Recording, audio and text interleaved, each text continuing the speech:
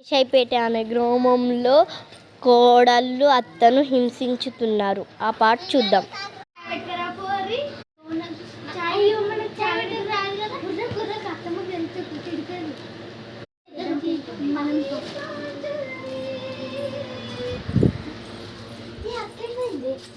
చేస్తారో ఏమో చేస్తారా అని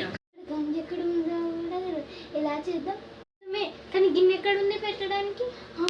ఎలా పెట్టడో కూడా తెలియదు కదా. ఇక్కడ నీళ్ళు ఏం పోయాలి?